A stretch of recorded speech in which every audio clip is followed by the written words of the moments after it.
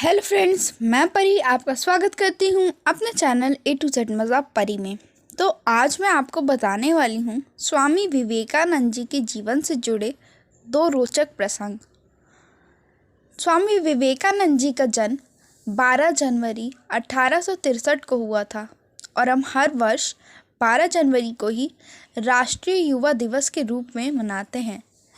तो आइए जानते हैं उनके जीवन से जुड़े ये दो रोचक प्रसंग।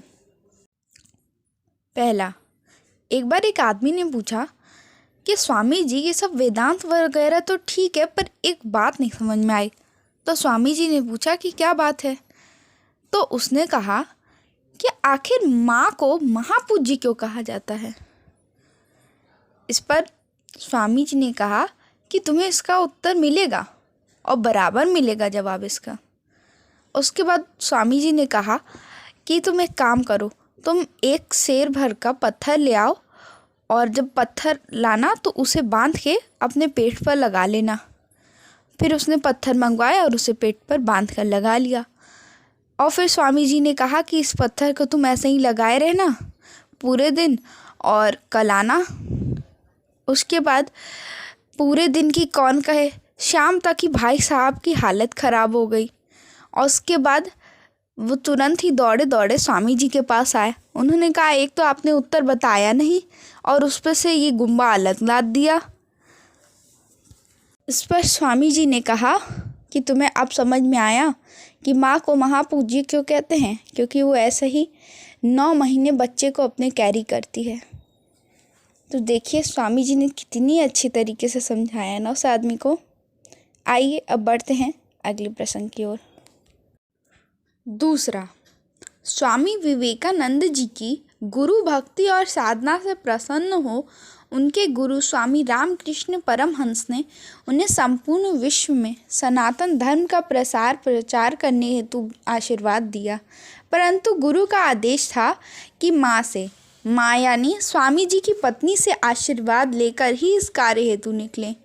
स्वामी जी गुरु आज्ञा पालन करने हेतु माँ के पास गए और आशीर्वाद मांगा।